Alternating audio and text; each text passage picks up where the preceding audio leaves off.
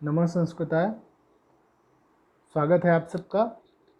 आज के पाठ में हम विसर्ग संधि के बारे में जानेंगे। व्याकरण विधि के अनुसार कक्षा 9वीं और 10वीं के पाठ्यक्रम के लिए उपयोगी है। तो आइए देखते हैं विसर्ग संधि।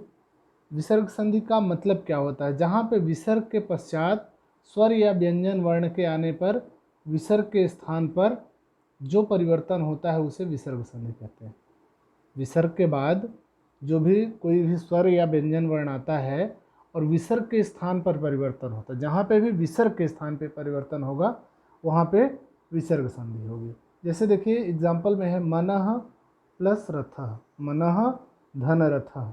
अब मनः है तो मनः में जो विसर्ग है, धन के चिन्ह के पहले जो विसर्ग है उसमें परिवर्तन होगा, तो मनः का मनो हो गया, मनोरथः।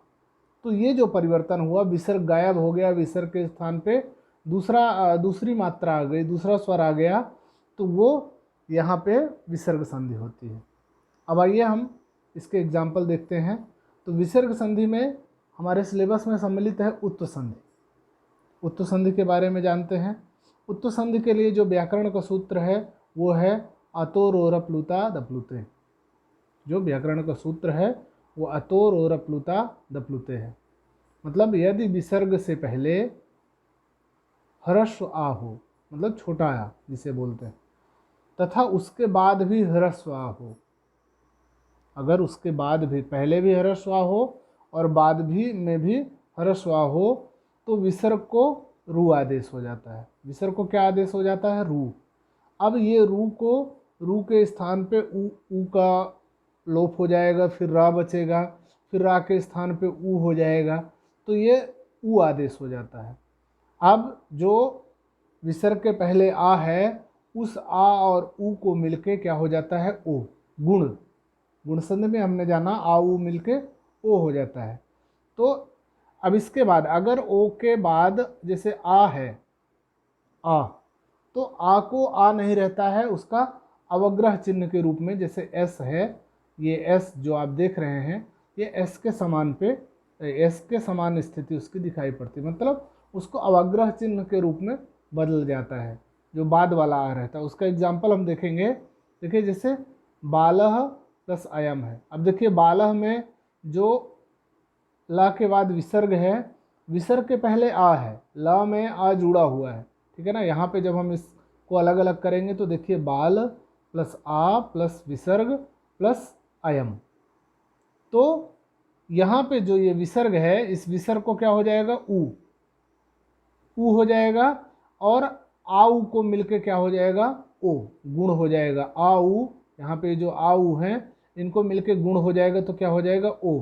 तो बालो धन अयम। अब देखिए यहाँ पे बालों के बाद चूंकि ओ के बाद आ है, तो ओ के बाद अगर आ होता है तो उसको आ को अवग्रह चिन्ह के रूप में परिवर्तित कर देते हैं, तो आ हो गया यस, मतलब अवग्रह चिन्ह। तो बालोयम, इसको हम पढ़ेंगे बालोयम। बालह धन अयम, तो इसका संधि होकर क्या बना? बालोयम। ये इतनी प्रक्रिया हमने सिर्फ समझाने के लिए बनाई है कि आप इसको आसानी से समझ सकें कि विसर्ग को ऊ आदेश हुआ, पहले रू आदेश हुआ, फिर रू का रा बचा और रा को ऊ आदेश हो गया। ऊ आदेश होने के बाद आ और ऊ को मिलके ओ हो गया, और ओ के बाद आ के चिन्ह का परिवर्तन होके अवग्रह चिन्ह हो गया, तो बालोयम हो गया। इसी तरह से देखिए नेक्स्ट एग्जाम्पल देखते हैं। नृपः धन अवदत्। अब यहाँ पे देखिए नृपः में जो विसर्ग है, विसर्ग को सीधा सीधा समझिए ओ हो जाएगा, विसर्ग और आ को मिला के क्या हो जाएगा? ओ हो जाएगा। रू हुआ, फिर रू को रा हुआ, रा होने के बाद वो सारी प्रक्रिया में हमें नहीं जाना है, बहुत लंबा प्रोसेस है, तो हमें सीधे सीधे समझना है कि नृपः धन अवदत्, तो नृपः को निपो हो जाएगा और आ को अवग्रह हो जाएगा, तो निपोवदत्। क्या हो गया? निपोवदत्। इसी तरह से एग्जाम्पल है प्रथमः अध्यायः। प्रथमः अध्यायः। अब यहाँ प्रथमः का प्रथमो हो गया और आ का अवग्रह चिन्ह में परिवर्तन हो गया, तो प्रथमोध्यायः, ठीक है। फिर देखिए सह अवदत्। सह अवदत्, तो सह का सो हो गया और आ का अवग्रह चिन्ह के रूप में परिवर्तन हो गया तो सोवदत। फिर शिवः अत्र, शिवः का क्या हो गया शिवो, और आ का अवग्रह चिन्ह के रूप में परिवर्तन तो शिवोत्र। फिर रामः धन अयम, तो रामः को रामो हो गया, और आ को अवग्रह चिन्ह हो गया तो रामोयम। रामः को रामो, अयम में जो आ है उसको अवग्रह चिन्ह के रूप में परिवर्तन हो गया तो रामोयम। फिर कह धन अयम, कह का को हो गया, और आ को अवग्रह चिन्ह के रूप में आ का परिवर्तन हो गया तो कोयम। इसी तरह से देवः धन अपि, अब देवः शब्द है, देवः में जो विसर्ग लगा हुआ है तो देवः को देवो हो गया, विसर्ग और आ मिला के, मतलब विसर्ग को ऊ हो गया और आ ऊ मिला के ओ हो गया, तो देवो और प्लस अपि है तो आ अवग्रह चिन्ह के रूप में परिवर्तित हो गया तो देवोपि। फिर रामः अस्ति, अब देखिए रामः अस्ति का क्या हो गया रामोस्ति, रामो प्लस अस्ति, आ को अवग्रह चिन्ह के रूप में परिवर्तन हो गया आ का तो रामोस्ति। अब देखिए नेक्स्ट, इसी में एक सूत्र है हसिचा, मतलब यदि विसर्ग से पहले आ हो तथा विसर्ग के बाद में वर्ग का तीसरा चौथा एवं पांचवा वर्ण, अथवा या रा लावा या हा हो तो विसर्ग के स्थान पर र पुनः रा को ऊ एवं उसके बाद आ ऊ को गुण होकर ओ हो जाता है। अब देखिए इसमें सेम प्रोसेस है, सिर्फ व्यंजन वर्ण आने पर, व्यंजन वर्ण में भी कौन से वर्गों के तीसरे चौथे और पांचवें वर्ण, और या व रा ला हा, या व र ल और हा, ये सारे वर्ण अगर आते हैं तो ये अगर 20 वर्ण आते हैं इनमें से, जैसे वर्गों का तीसरा वर्ण हुआ ग घ अंगा, का वर्ग का तीसरा चौथा पांचवा वर्ण हुआ ग घ अंगा, इसी तरह से है चा वर्ग का ज झ इया, टा वर्ग का ड ढ अणा, ता वर्ग का द ध ना, और पा वर्ग का ब भ मा। ये वर्ण और या रा ला व हा अगर आए विसर्ग के बाद तो सीधे सीधे ओ हो जाता है। जैसे मनः रथा आपने देखा था, अब उसमें या रा, ये मनः रथा में मनोरथा हो गया था सीधा सीधा, वहाँ पे अवग्रह चिन्ह का चांस नहीं है क्योंकि उसके आगे स्वर नहीं है, आ नहीं है।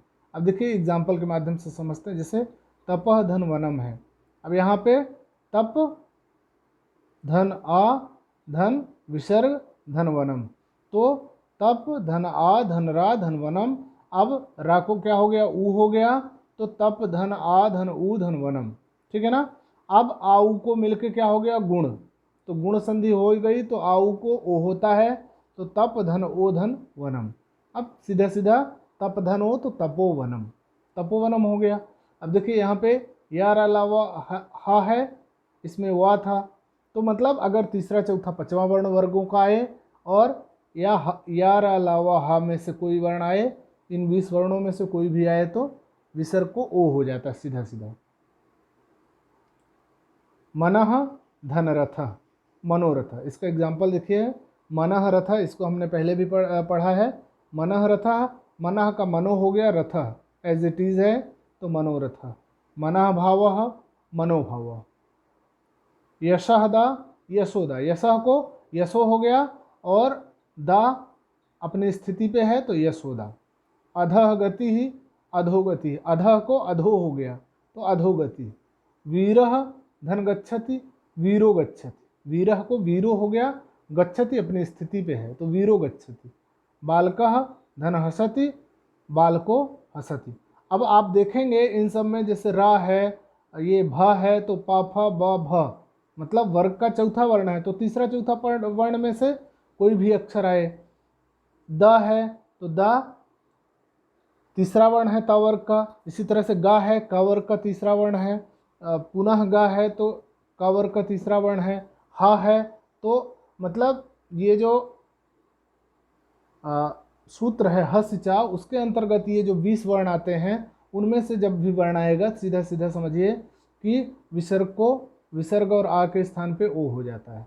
मेघः गर्जति, अब यहाँ पे का वर्ग का तीसरा वर्ण है तो मेघः धन गर्जति मेघो गर्जति।